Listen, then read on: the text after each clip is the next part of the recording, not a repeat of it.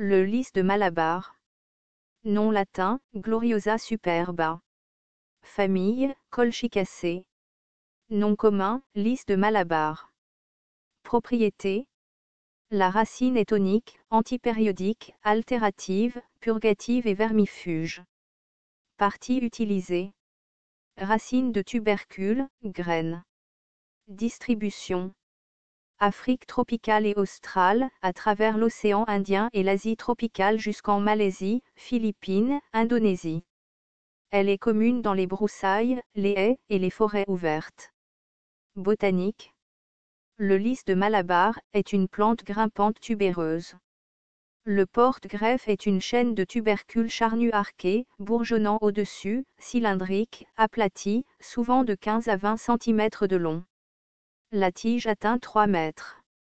Les feuilles mesurent de 15 à 20 cm de long, de largeur variable, de 3 à 5 cm de diamètre. Les fleurs sont solitaires ou sous corymbes, vers les extrémités des branches, de 8 à 10 cm de diamètre.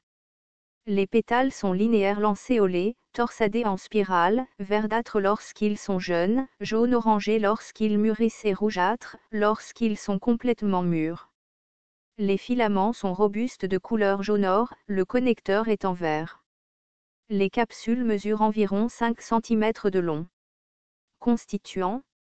L'analyse phytochimique a donné des flavonoïdes, des tannins, des alcaloïdes et des glycosides dans un extrait aqueux. L'étude de l'éthanol et des extraits aqueux a donné des glucides, des alcaloïdes, des phytostérols, de l'huile fixe, des graisses, des saponines, de la gomme, du mucilage, des composés phénoliques et des phytoconstituants de type tannin. La racine donne un principe neutre amer, la superbine, qui est toxique. La racine donne 3 résines, un principe fluorescent et de l'acide salicylique. Les graines et les tubercules contiennent des alcaloïdes, c'est-à-dire de la colchicine et du colchicoside comme constituants principaux. Médecine rurale. La racine est utilisée pour traiter les ecchymoses et les entorses. Utilisée dans les maladies du sang, les gonflements, les plaies, les abcès, les douleurs et pour le traitement de la gonorrhée. Également utilisée comme tonique. Les souches tubéreuses bouillies avec de l'huile de sésame sont appliquées 2 fois par jour sur les articulations arthritiques douloureuses.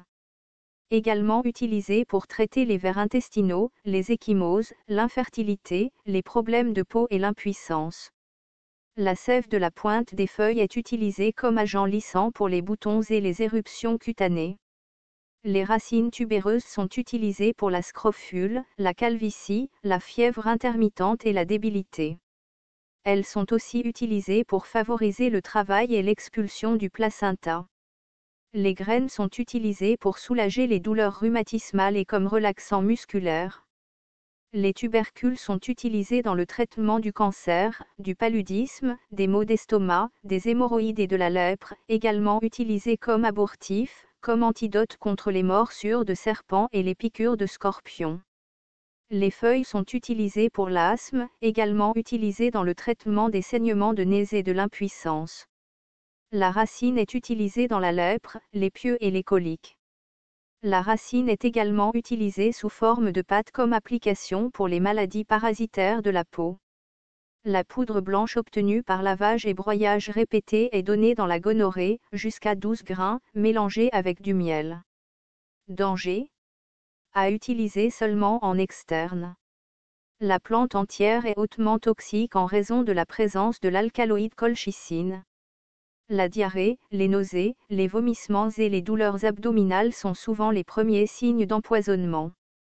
La diarrhée peut devenir sévère et hémorragique.